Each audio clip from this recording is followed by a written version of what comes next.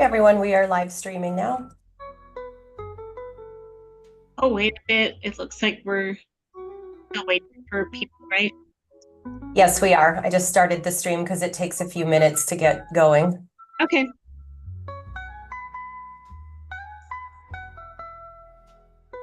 I believe I did hear from several board members that there are some legislative sessions. There are things that are conflicting with this morning, so it may be a small group.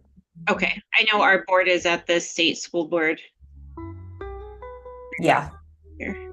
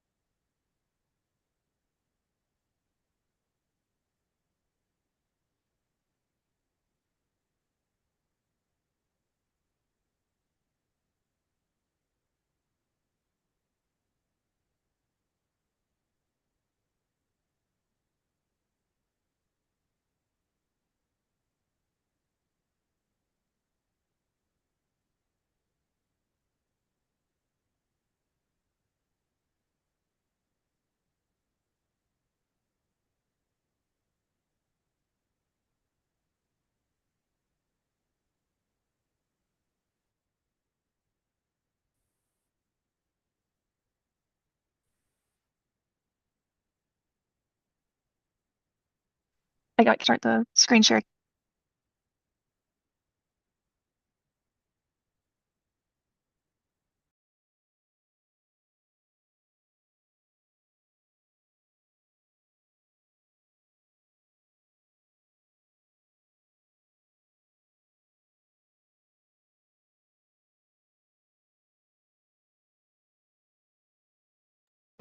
Okay. I think we're going to go ahead and get started.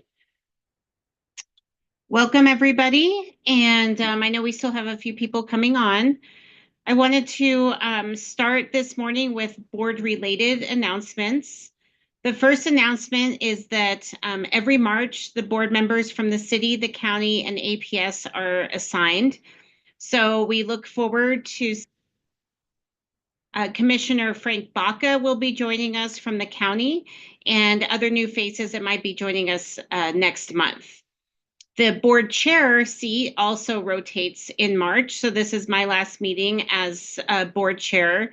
This year, the chair will now move to Bernalillo County, and the county manager, Cindy Chavez, has agreed to step on to the ABC board, so she will be taking the chair position for this next year. This also means that Danette Townsend will be stepping off of the ABC board. Danette has been an integral part of the ABC board since it started in 2007, and her contributions to the development and growth of community schools in Bernalillo County are unmatched. Deanna, does anybody want to say anything about sorry, about Danette. I was trying to look to see if Danette was on, and I'm trying to scroll through everybody. I don't know if she's on yet. I don't see her yet, and I do need to give a disclaimer. We've been having trouble with our Zoom account, so I may be coming and going, but Okay. my team's on it. We're good. I don't see Danette yet, but just for those who are new or who may not know, Danette has been part of the ABC Community School Partnership since it was first. Oh, she is here. Hang on. She can't unmute for some reason. Let's see. Oh, I see her. I see you. Hang on, Danette. Let me get you up here. Okay, so I'll keep talking while she's joining us. she, was a key founding member, has been part of this board since its inception, almost continuously for it's almost 20 years. And so that is quite an accomplishment. And it's going to be fun for us moving forward, I think, without her guidance and leadership, but very excited to have the county manager join us. I think that is, to my memory, that's the first time that the county manager has taken that seat. So I think that's very exciting. Now, Danette, I think you should be able to speak. Hopefully. I think I can, there we go. Oh, okay. Yay.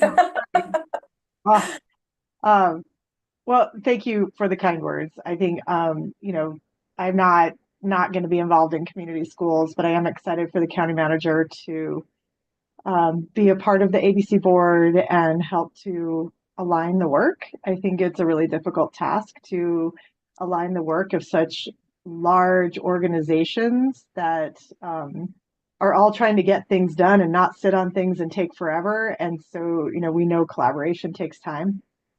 And, there are so many moving parts, academies initiatives, family center initiatives, all of these various things that engage the city, the county, the school district, United Way, the teacher, everyone that sits on the ABC board, UNM. And I think the more people we have that are holding the vision of collaboration and integration and how we benefit and help elevate healthy community practice is the better. So the more people we have learning those things and really being engaged in those things at the highest level of the organizations, I don't think we can go wrong with that. And as Deanna said, it has been. I was a part of ABC because of the Albuquerque Business Education Compact, and that was in 2006 before we even formed ABC that we started talking about this. So it's been a minute, but how far we have come, it's incredibly cool. So I look forward to seeing where we go. Thank you, Danette, for all of your work that you've done to get us started, which I guess took a few years. But thank you for all of your work, and we know that you'll still be supporting the board and watching us, and certainly available for guidance along the way too. So we will miss you as on the board, but we know that you are a phone call away. And again, we will have the new board chairs as the county manager will be starting. And I was telling Deanna the other day that it must be like an initiation to a new role, because when I was just acting superintendent, they say, oh, by the way, you're also chairing this meeting that you've never attended. So the county manager, I think, will be just fine. I think that's part of how we are initiated into our roles. So it was kind of funny that it was happening to her too. So we look forward to welcoming her as our chair next month. Are there any other comments about any of the changes to the board that anybody has? Ms. Peterson. Well, I can't conceive of an ABC meeting without Danette. But I think there are two things that I will say. One is exactly what Superintendent Blakey just said, is we know that she's always going to be involved. But I think that the other thing that's really significant is that she's leaving the board in good shape, that the work that she's done has really laid the basis for other people to step in and move up and really take on leadership roles. And that, I think anytime there's a change in any kind of grouping, one of the most significant things of exiting leaders is what have they done to make sure and guarantee that the work's going to continue. And I think that we all owe a real debt of gratitude to Danette, that that's always been her vision of leadership, and really appreciate that. And Lenny agrees.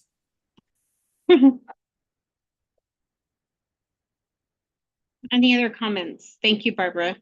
Oh, and we'll miss you, Superintendent Blakey, as leader. I really appreciate this, just the strength of the connection between ABC and APS. It's so important, and you've really worked at that. And so thank you for that too. Thank you. Dr. Bernstein. I just want to say that everything Barbara said is what I say too. Okay. Hey, thank you, everybody. We also would like to recognize this morning community school leaders in the ABC network who presented at the State Community Schools Conference this week. Brian Garcia, who's the APS Community Schools Development Specialist, McKinley Middle School, Inez Elementary School, Los Padillas Elementary School, Wilson Middle School, Marie Hughes, East San Jose, Polk Middle School, Lou Wallace Elementary School, Andy Brayman, and Anna Margarita Ortero are community school coordinators. So thank you to everybody who were leaders in presenting at the state conference this week. Deanna, ABC staff announcements. Thank you. And also, I do want to echo Dr. Blakey. It's been wonderful having you as the chair. I just think you've brought such great energy to the board meetings, and I'm glad you're still going to be on the board, and we'll miss you as the chair. So a few updates from the ABC team. We were asked to co-present our transformation guide as part of a deep dive into the community schools forward theory of action. And I want to give a quick thank you to Wilson Middle School for allowing us to use their transformation guide as the exemplar in this presentation that we gave with the Learning Policy Institute to a group. It was the community of practice for the policy equity group around whole child support and development.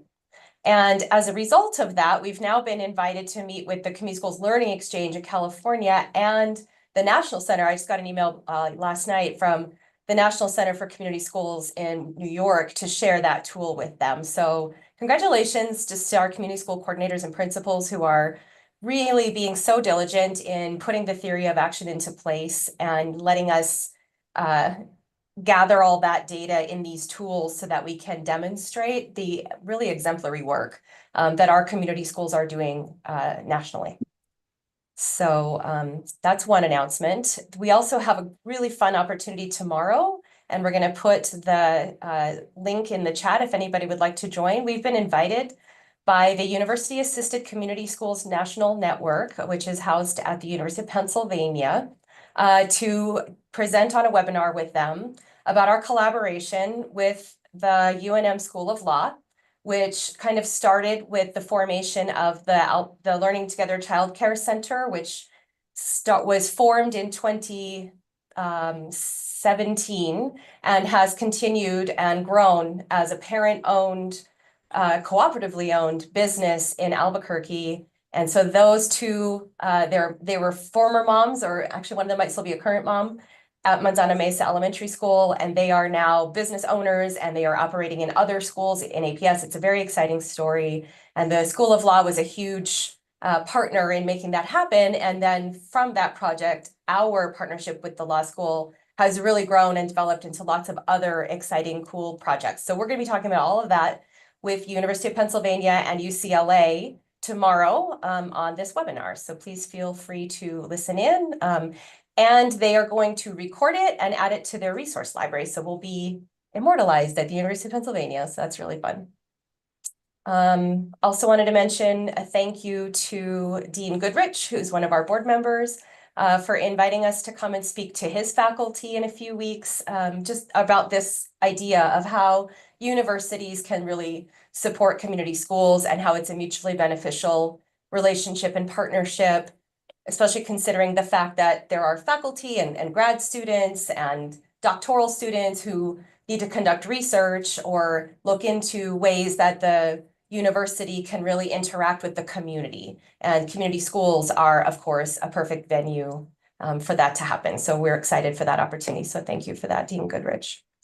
And then if you want to forward, the last announcement is we have a very exciting brand new member of the ABC team. So those of you who know Chloe on our team, she was expecting this lovely girl who was born on February 7th, Maisie Lynn Cawthon.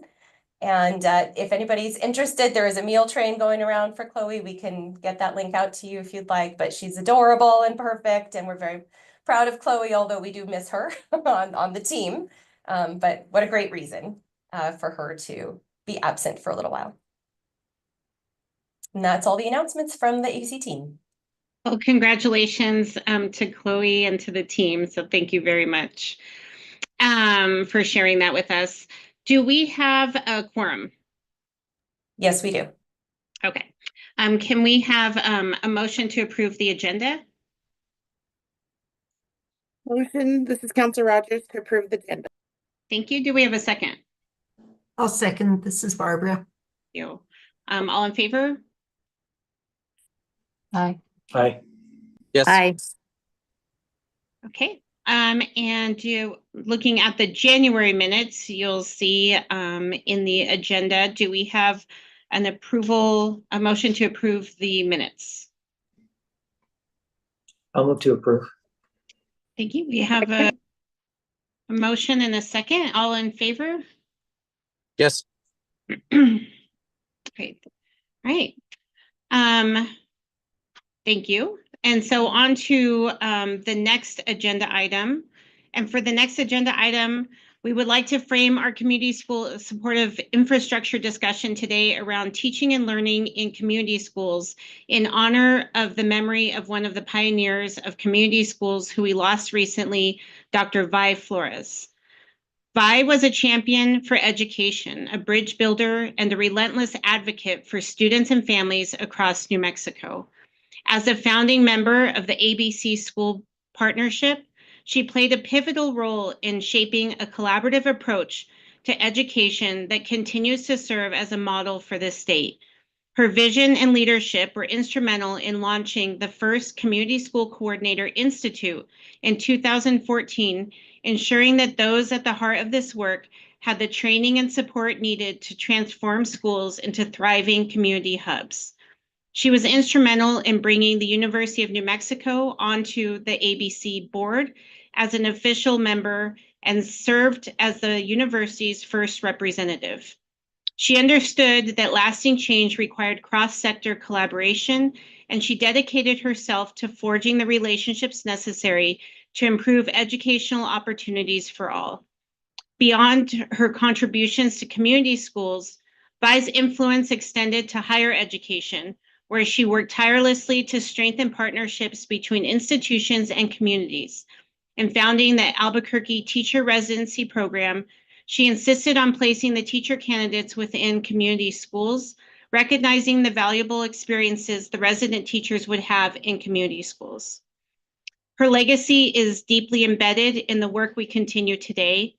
Her passion, leadership, and unwavering belief in the power of education will be felt for generations to come. And on a side note, she was a mentor to me. She was one of my professors in my doctorate studies, and I really enjoyed our conversations and our coffees. And I also see her dear daughter on with us, and it's very clear that her legacy definitely lives on within the work that Catherine is doing at her school and as a champion for students in the community. And so thank you, Catherine, for continuing to take the torch that your mom has set forward for all of us. We have Dean Goodrich on too, and would you like to, Dean Goodrich, would you like to lead us in honoring Dr. Flores? Yeah, thank you. I appreciate that the board was willing to entertain this because Vi was such an amazing figure, definitely a titan in education. You really summarized her work well. UNM wouldn't have been what it is without her. She led us twice in two tumultuous periods, and it was responsible for hiring most of the senior faculty that we have, really guiding the college, and served as a great mentor, support, advisor. Her work was definitely integral around thinking about how we better engage with families, how we better engage with communities. And so the loss is felt very, very deeply with us, but I know also with this board. And so I appreciate the fact that this board has taken a moment to really appreciate and recognize her life, because I think her legacy is going to live on for a great deal into the future. Thank you, Dean Goodrich. Dr. Bernstein. What a loss. I just want to say, in addition to everything that has been said about Dr. Flores, she was instrumental in our very first APS UNM ATF partnership when we created the mentorship program. Her leadership made such a difference. And then again, with our residency program, she was instrumental in building that and, making sure that teachers had the support and the preparation that they needed to be successful. And so her work lives on in so many different ways. Thank you, Dr. Bernstein. And so we would like to have a moment of silence for Dr. Flores before we continue with our meeting.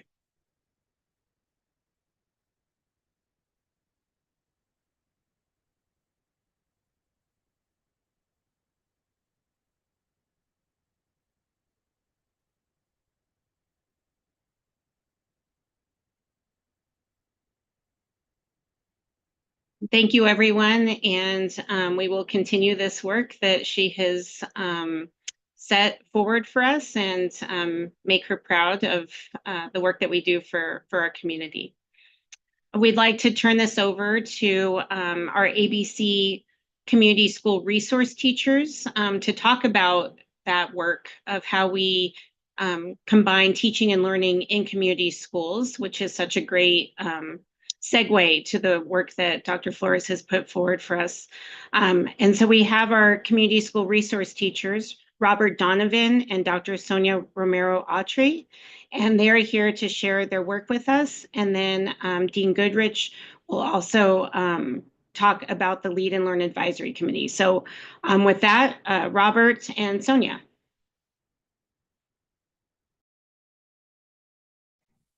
All right. Good morning, everybody. We didn't talk about who was going first. Sonia, me, or you? Does it matter?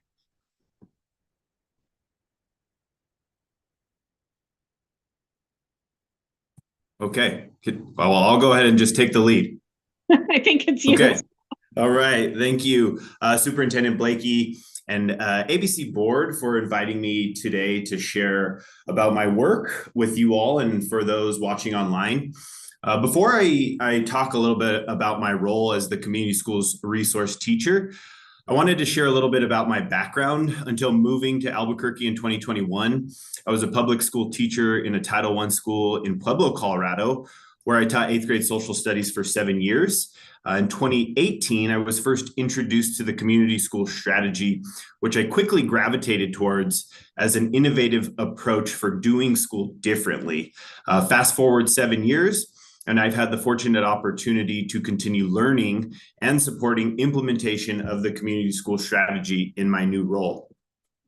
Upon taking up this position in November of 2022, I immediately began engaging with community school coordinators around the district to learn about what the strategy looks like in practice and on the ground.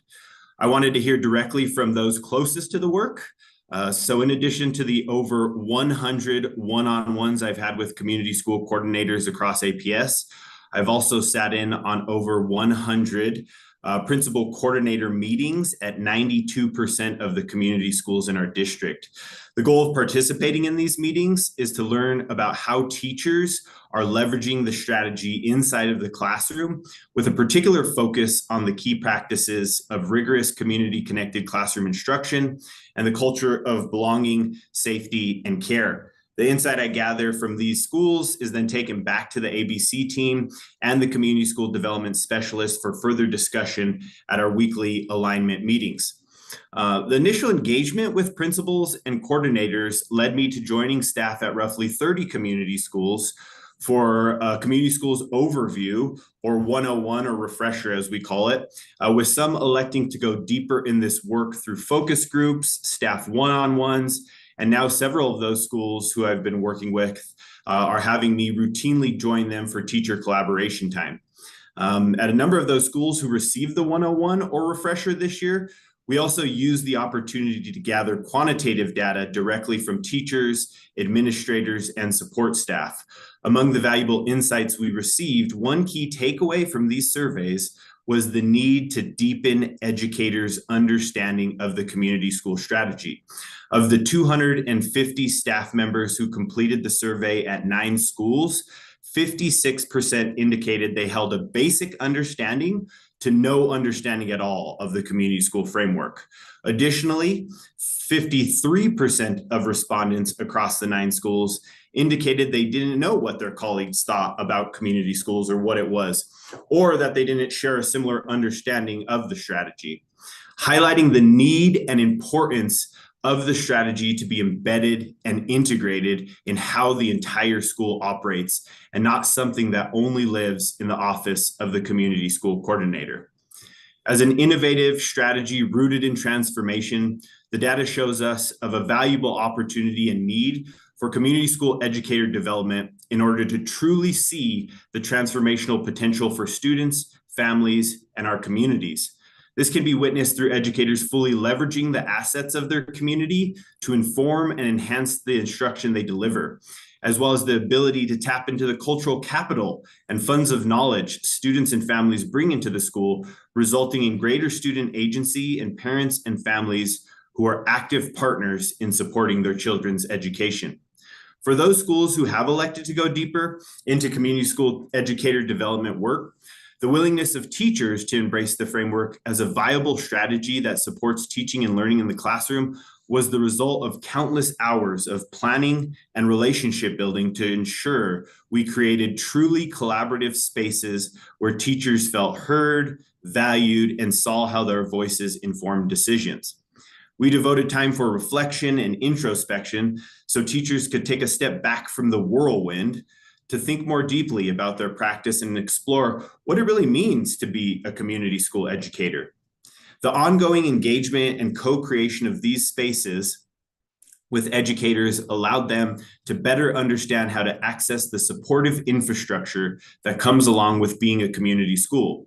For example, identifying a solid referral process and communication channels to ensure students and families' basic needs are being met, or how to tap into the community school coordinator and community school council to support the development of a community-connected classroom, as well as creating a culture of belonging, safety, and care that is not limited to students and families, but also takes into account the needs of educators working at the school. As I continue engaging educators and supporting schools across the district, I see a valuable opportunity to bring alignment with the goals, guardrails, strategic plan, and 6 promising practices to ensure effective implementation of the community school strategy. There's still much work to be done, but with the addition of the transformation coaches, student success systems, resource teacher, and community school coordinators in all our priority schools, we have the chance to design a coherent model of collaboration that is rooted in the community school strategy and positioned to most effectively support students, families, and educators while also improving outcomes for our schools. And last thing I'll just leave on is that part of this work is really engaging our staff, our educators, our teachers in mindset shift, right? How do they approach the work differently? And that requires time, and it requires intentionality, and it requires strategic collaboration that aligns everybody's role and position at the school under the umbrella of the community school framework as the North Star that guides everybody forward.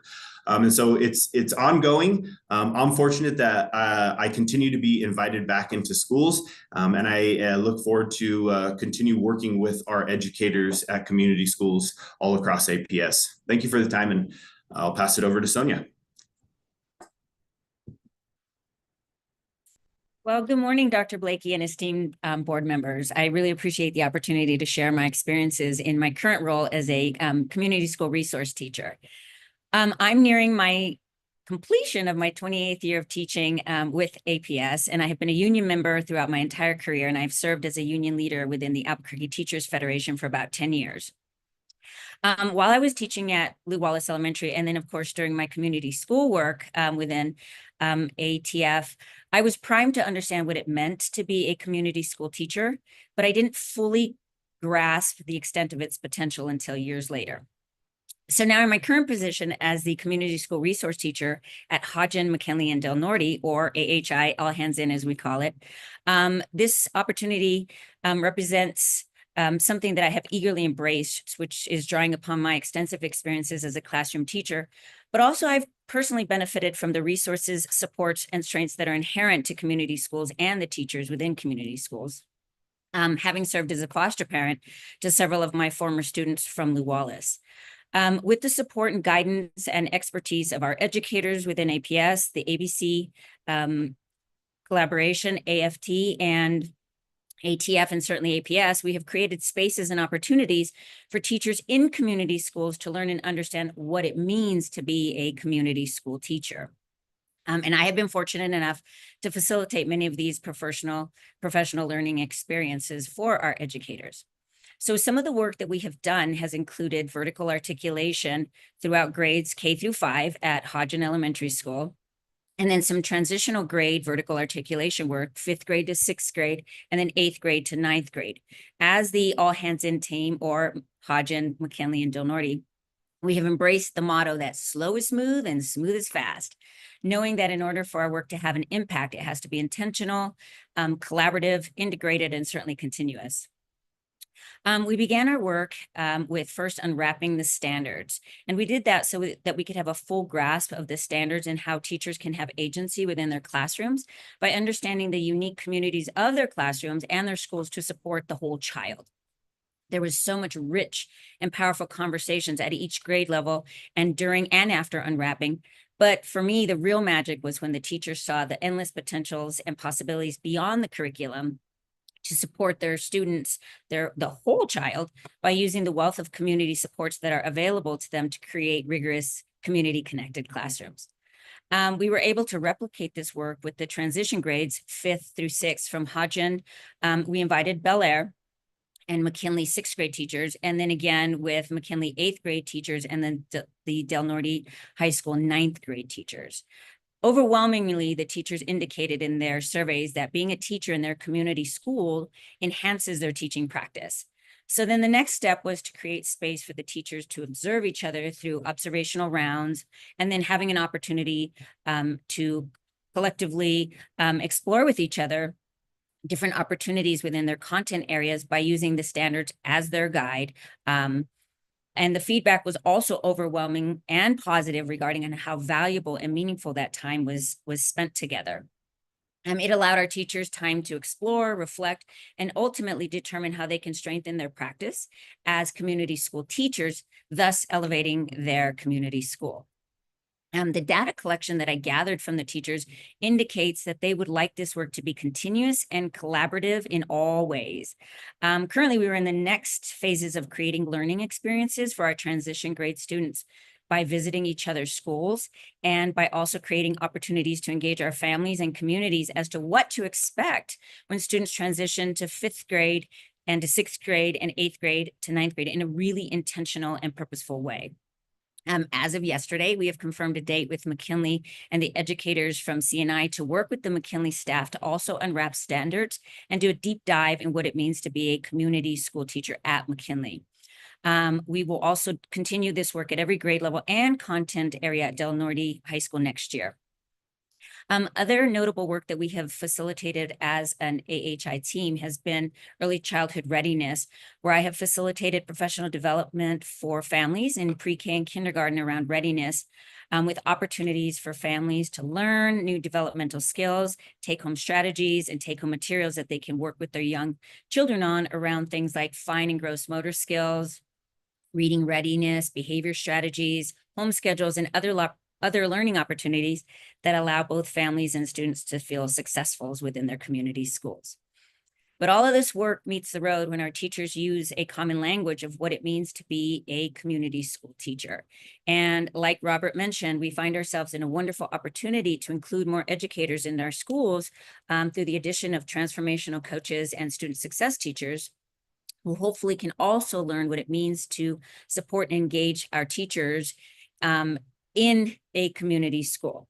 So our hope as a team, and certainly as somebody who's working with these teachers on the ground, is that we continue the conversations of supporting our educators in community schools so that there is a crosswalk within all of our roles to support our shared goal of strengthening our community schools and elevating what it means to teach in such schools. Thank you. Thank you. Thank you both so much. Are there any questions that you all have for either Robert or Sonia, or comments? Dr. Bernstein. In this conversation about the work, what it's like to be a teacher in a community school and how the community school strategy can be intertwined in the work of people in their classrooms as well as in their school. One of the things that is so important is that we create interconnectedness and not layers. And especially at the elementary level, there's just an incredible amount going on, a lot of have-tos for elementary teachers right now. And so in this conversation, as we keep going, I'm probably going to be a broken record about the need to make sure everything we're doing is interconnected and supportive, and not just layers on the shoulders of teachers. Thank you. Robert or Sonia, do you have anything to add to? Robert, go ahead.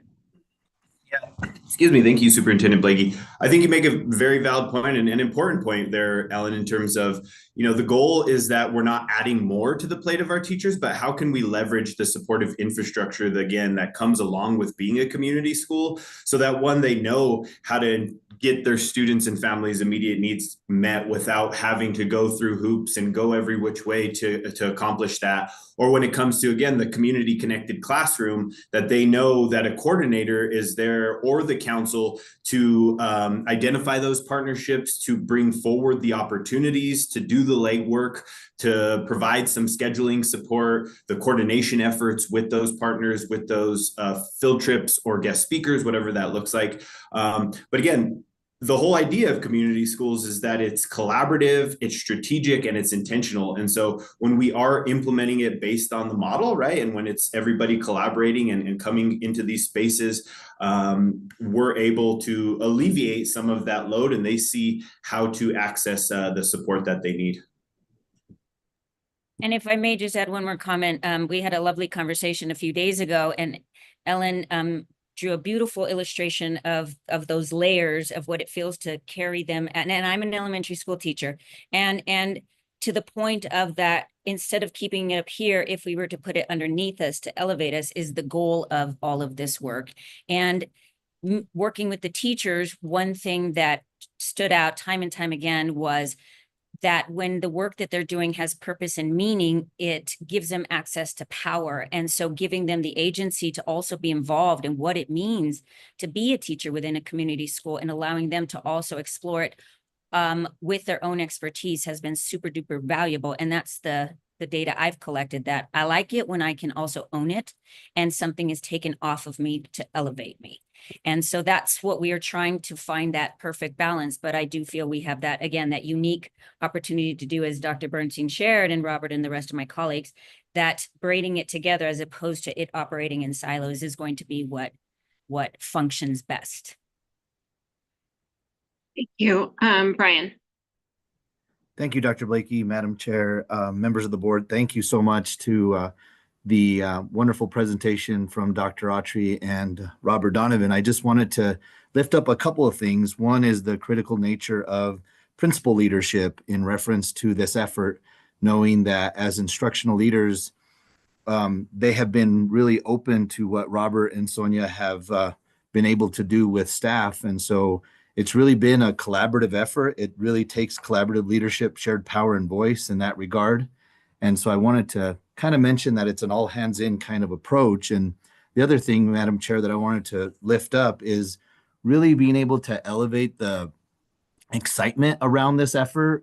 Dr. Salazar, our Associate Superintendent for Goal 4, and I had the great opportunity to meet with Whataburger, of all places. I know people love their burgers, but we really enjoyed the partnership that's potentially forming with them in reference to the What a Teacher promotion that we're going to be developing with Robert help, and I'm sure Sonia will chime in as well to really motivate, inspire, and give this effort some joy and fun. And so look forward to shaping some of that and bringing some excitement to community school teacher development. Thank you, Dr. Blakey.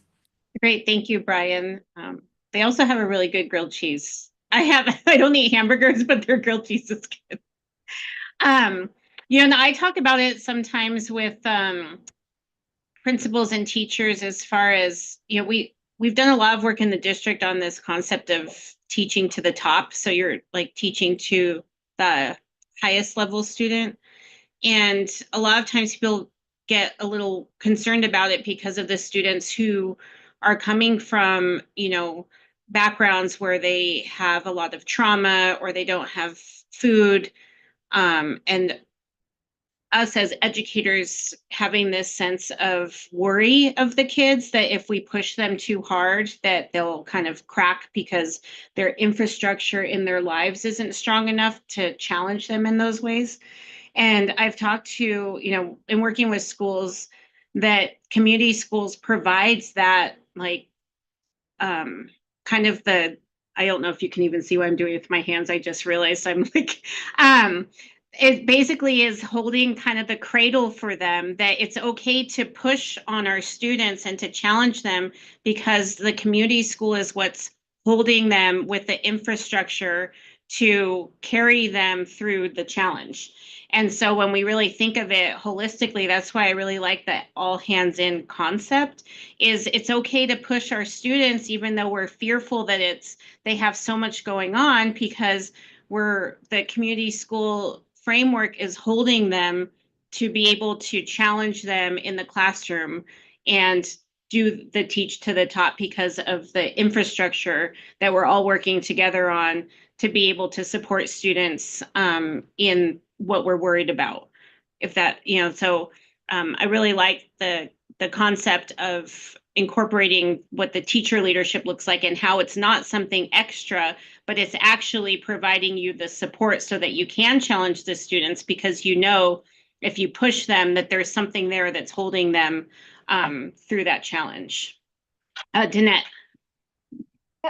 I just wanted to revisit that this is a part of the federal full service community schools grant that we worked for ever and a day on trying to get. The third application finally was funded, and that the beauty of this work is always the collective impact that it makes.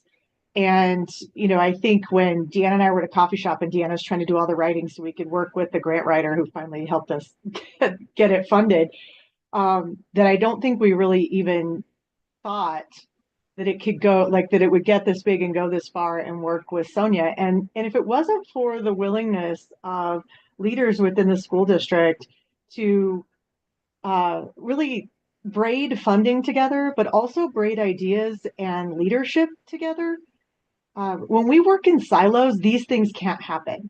This pilot of a pipeline of schools working as really this seamless connection from elementary to high school, really implementing the community school strategy in a way that incorporated both the classroom, the community, and the students and families, as well as all the partners. We can't do that in single institutions, and we can't fund it in single institutions either. The grant pays for a lot of things, but APS is also paying to fill that gap. And I think that we can't lose that opportunity to really look at community schools as a collective. And the shared leadership and shared voice, power and voice that Brian mentioned is critical, because we wouldn't be sitting here. I mean, I want to give credit to Catherine Bornhurst, who's on the meeting as well. She is the one that's really she kind of corrals everyone and makes sure we're staying on track, and always has beautiful and wonderful language. Also, we have Vi to thank for her introduction to our world as well. But all of that is important, that we continue to have cross-organizational engagement and intentionality, and look at our budgets to fund these things that help create this space. I'm with Ellen, we have a lot of unfunded mandates in education and everywhere else in government. We have shifted that here. And I hope that we see what a beautiful opportunity this is that we can really embrace and keep moving forward, because also who knows what's going to happen, right? We're going to have to do what we need to do to keep this work moving forward. So I just hats off to everyone who's been involved in AHI.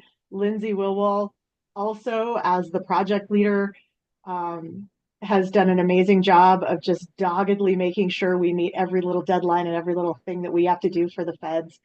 And so I can't really emphasize enough how each of our organizations have to continue to include one another and have to continue to think about the work that's happening and how it impacts each aspect of whatever collaborative work we're doing. And I know that that's a lot, but I won't be sitting on the board next month, and I'll be back in the background, and I don't want that to get lost. I mean, the only reason we're sitting here today is because this board and all of the leaders beforehand made sure that we continued to stay connected no matter what pressures were on our organizations to run to the finish line first. And everybody has that, right? We all have that. So hats off. Great job, Sonia, Robert, Deanna, Catherine, Lindsay, everyone, Brian, who keeps this moving forward, because it's hard. It is not easy to get people to collaborate. It takes a lot of time, and nobody has time. Thank you, Danette. Thank you, Robert and Sonia, for sharing your work with us and continuing it. So thank you so much. Next, we'd like to turn to hearing a little bit about the Lead and Learn Advisory Committee. So I believe they met this week. It's Dean Goodrich, Dr. Bernstein, Board Member Dominguez, Barbara Peterson, Danette Townsend, and Kata Sandoval. And Dean Goodrich, would you like to share about the Lead and Learn Committee? So I'll only share a little bit because my lovely young dog actually set off my home alarm. And so I had to leave the meeting early. And so I wasn't able to be part of most of the conversations I wanted to have. So I do want to invite the others to actually share the conversations that I missed. I think the one thing that I wanted to share while I was there is, as folks talked about, the opportunity for collaboration across organizations. I had a great opportunity to work with Catherine and Deanna in kind of a pre-meeting to think about UNM's contributions. And I think there's a great number of opportunities for us that I'd be excited to share, which is part of the reason why they're coming to our faculty meeting next Thursday, to think about, okay, using some of the learning, what's ways that we could resituate pre-service education to support new educators thinking about moving into community schools? What are some ways we can contribute to professional development in authentic and collaborative ways? We know oftentimes when universities come in with professional development, teachers feel like their own experiences are being minimized, and we don't want to do that. Thinking more of that reflective practice model to really learn together is in many ways what I would hope is part of that initiative, and we're introducing some folks to support that. And then also the research component, because we do think evaluating what we're doing, improving that to funders so that we can continue that work's also fundamentally important. And so we want to invest some resources there. And so that's what I wasn't able to share when I was trying to figure out who was breaking into my home. But I'll turn it over to the others around what I may have missed. Thank you. Anyone else that was at the committee meeting would like to share? Ms. Peterson. I'll just add, I think, lots of times there's a tendency, I know on my part, when I look at this board, I tend to think of it, it's easy to think of it just as a transactional body of what resources do we all have to bring in. And I think the conversations that are going on in many places and in the Lead and Learn work, it's really looking at how do we make a web of all of these resources and knowledge and networks and pathways. How do we really weave it together to create an environment that goes from the university into the community, into the schools? And so I think that really helps with deepening that understanding of what we're really working on doing. It's not just transactional resources. It's really understanding how do we create a new environment for our community and our students. And the other thing that I just so much appreciate the work that's being done to engage teachers, because my experience as a teacher of 35 years in a school, you know what? Administrators come and go. And it's really the teachers and the educators, EAs, custodians, that whole group of people that create the real culture and the stability in a school.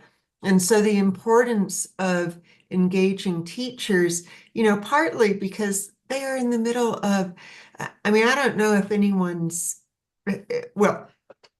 who's been in a classroom knows the depth of the demands that are on you, not just getting the academic stuff, but just the culture, the environment, having a safe environment. We have so many kids that are in crisis and exhibiting that in a classroom. So teachers lots of times feel like they're drowning. And so knowing that there's this network of support, that there is a place to really grab, what does this child need? How do I pull that together? Who can I go to? Counselors, social workers are critical, but it's got to be broader than that. And I think that's the work of Lead and Learn, and the engagement of teachers helps that level of support. And I think it's going to create the stability so that our community schools really can connect with the broader community. I know there was more that I wanted to say with that, but I think that's it for now. But anyway, I just think this is really the heart and soul of how do we make our schools be that stable foundation that families and students need. How do we weave together that understanding of what we can bring together? Thank you. Anybody else on the committee that would like to share?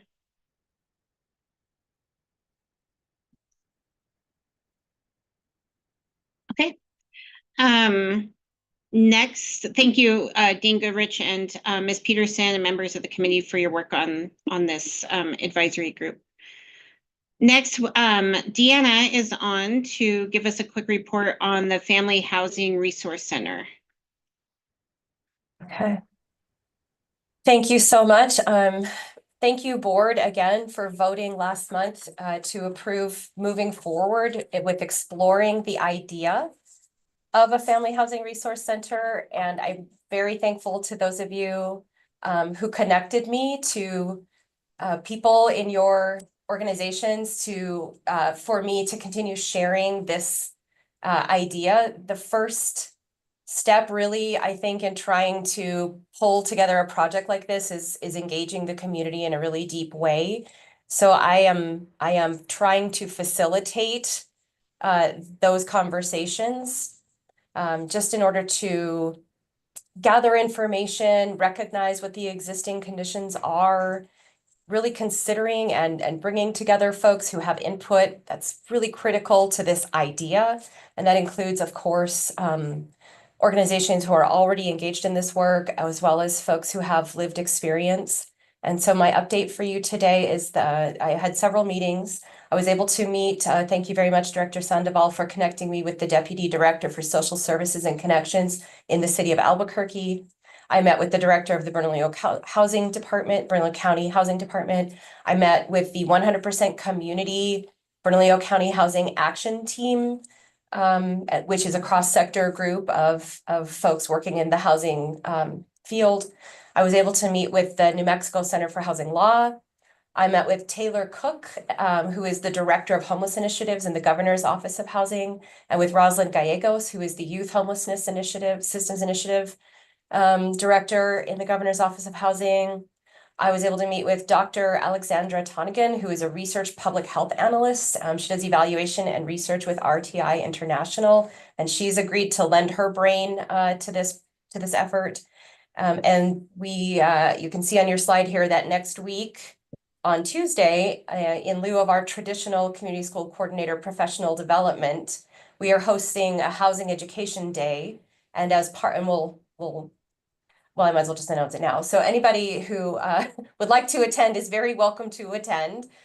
We were trying very hard to host this meeting downtown and actually visit Metro Court as part of our Housing Education Day, but the court, there was such enthusiasm and response from folks who wanted to attend that the group is close to 100, and the judges were like, no, we'll give you Zoom links and you can observe our hearings on Zoom. So that's what we're going to do. And so we ended up moving the location. The city worked very, very hard to help host us downtown, and it just didn't work out logistically. So we will be up at the C&M Workforce Training Center.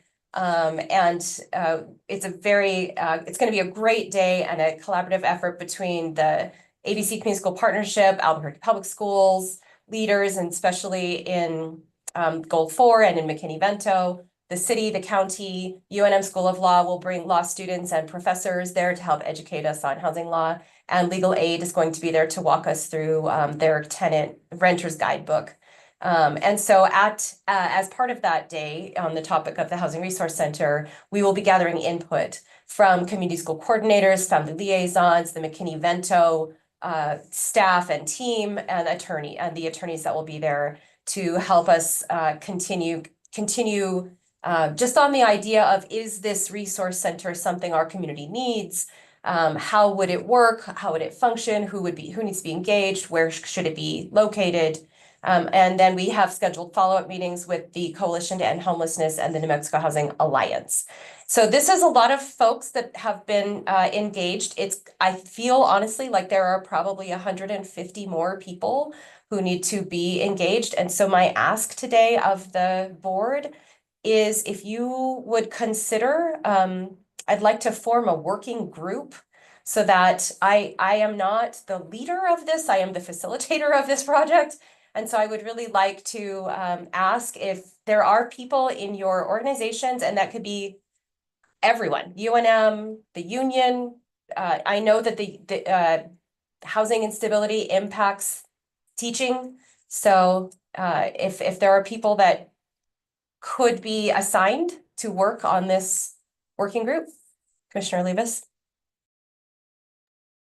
Thank you so much. I just really wanted to commend this effort. I think this is really important, and it's in line with the goals. I'm speaking specifically to the county, but the goals of the county commission, really focusing on housing instability. And I mean, it just has so much interconnection with stability in the home and, learning and health, and so many things are interconnected to having a safe place to live, right? A door and a roof, a locking door and a roof over your head. So I just want to commend this. I think it's a really important effort, and I think it fits in really well with a lot of the goals of all of the partner organizations.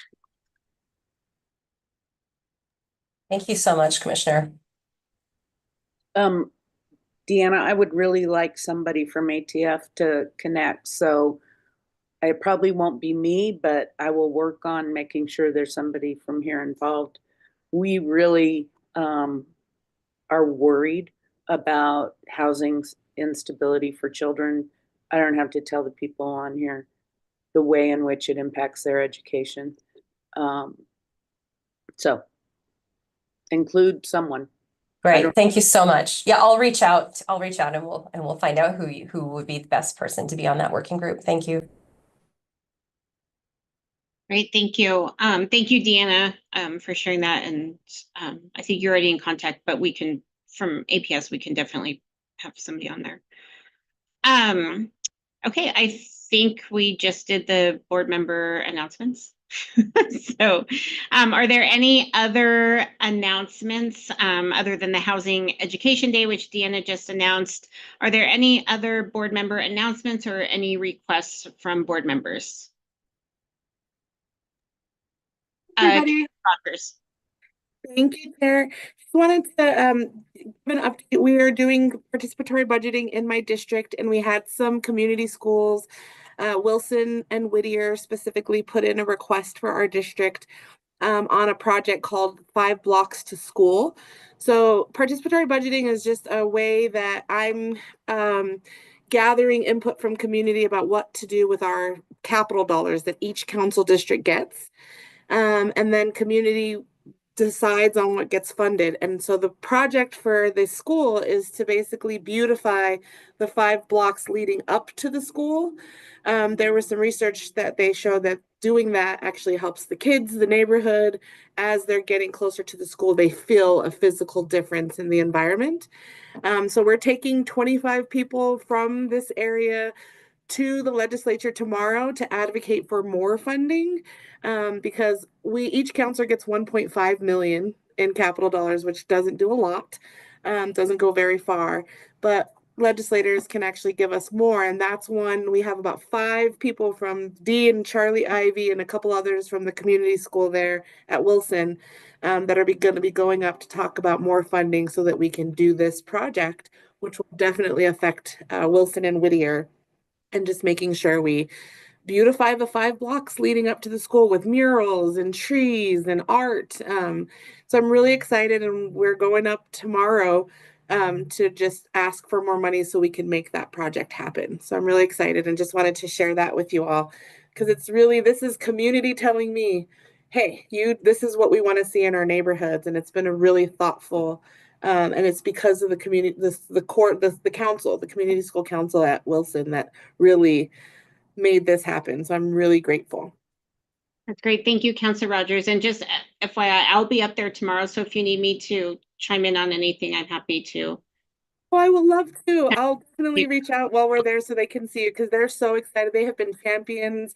The walking school bus that we've talked about here came out of that. We're getting ready to install the speed bumps. We got the signage right outside of Wilson done. So this is just a really great way that we can all pull together forward for our kids. And it's really cool to see. So I will absolutely, Dr. Blakely, take you up on that, because I'm sure they'd love to see you. Great, thank you. And speaking of that, Brian, do you want to talk about the mural that you went to yesterday? Yes, thank you, Dr. Blakey. Members of the board, really had the privilege yesterday of joining our wonderful community school coordinator, principal, and especially our students and council members, members of the city, the county. Everybody was there yesterday. Of course, Mayor Keller as well, to really see the sights and sounds of those murals, Councilor Rogers being created and painted, and words of hope, words of kindness, even the word stay, which meant stay happy, stay kind, stay all those things that really inspired this work, and really sees how beautiful that alleyway was yesterday, and how the potential of that 5 block project can just revitalize and enliven that wonderful neighborhood on the way to school. So it was so uplifting, and I appreciate the opportunity to attend, Dr. Blakey and everybody. It was wonderful. Thank you. Okay, I would have thank you. loved to go. I didn't know that was happening. So that, not your fault. Whoever's planning that should have been the ones to invite me. But glad Mayor was there. But not his project. I know. I think have to be territorial about who takes credit for what around here. Councilor Rogers and I were at the funeral for Dr. Bailey, I think at the same time. And so we was the mayor. He spoke. I'm interested in how that worked. I was like, I don't know how he got there. We were all together. Exactly. Like, tell somebody, Mayor, but I'll talk to him about that. Thank you. Deanna. Actually, I think Commissioner Olivas had his hand up before me. Oh, I couldn't see his. Commissioner Olivas. Thank you so much, Madam Chair. I wanted to just remind everybody, February 20th, we have a very important LGCC meeting talking about opioid settlement funding. I know I've talked about this before on here. We're working with some of our partners at APS, our APS board members, and some of the staff there put together a really thoughtful proposal on some behavioral health programming in the district at community schools, but not specific to community schools. So just want to make sure everyone's aware of that and the importance of that, making sure that our schools and our youth share in some of that funding. And then the other ask is just sort of out of school time funding. I know that Senator Michael Padilla is carrying a bill to increase out of school time funding statewide. And I think that's also an issue of import to everyone here. And so just encourage everyone to talk to their legislators and advocate for that very important funding for out of school programs. Thank you. Great. Thank you so much. Thank you. Deanna. Yes, thank you so much. And Councilor Rogers, I might be stepping in for you here, but there is a press release that went out yesterday from the city of Albuquerque.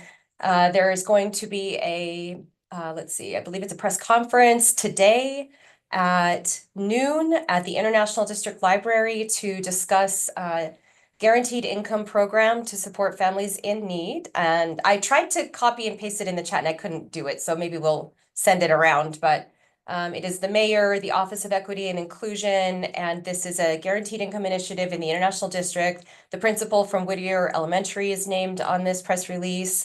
And I think guaranteed income programs, there have been some small studies that have already taken place in New Mexico that have shown they're very, very effective, especially at improving graduation rates. And so this is exciting. I don't have much more information about it other than what came out on the press release, but I will make sure I forward that to the board in case you would like to follow up on that announcement that's coming out later today. Great, thank you. Danette. Real quickly, the other thing, Gianna, if we could send out to the board the announcement of the community meeting that's being held regarding the fairgrounds and all of the things that are impacting the international district through that as well, it would be great to help get the word out to all the community members so that they can learn both what's happening from the state perspective, but how the TID or tax, blah, blah, blah. I'm sure Councilor Rogers could help me out with that, and Olivas and Commissioner Olivas. But all of the things that are coming into that project and how community voice can have a role in the master planning piece. And it's really important that they do. So if we could get that out to people, that would be great. I know you're sending it out. You've already sent it out to the community school coordinators, but appreciate it. Yeah, well, I'll do that. I'll send all of these announcements to the board, including the Housing Education Day as well. Great, thank you. Okay. I really did try for my last meeting to finish on time, but it, why ruin it now if I haven't done it this whole time? Thank you for staying on a little bit later, and thank you all for your input today and the great discussions. This is always such a uplifting meeting to hear all the great work that we're doing collaboratively. And so with that, our next meeting will be March 13th at 8:45, and we will meet on Zoom, and we will be welcoming our new chair to the meeting. So thank you, everybody, and we will see you next month.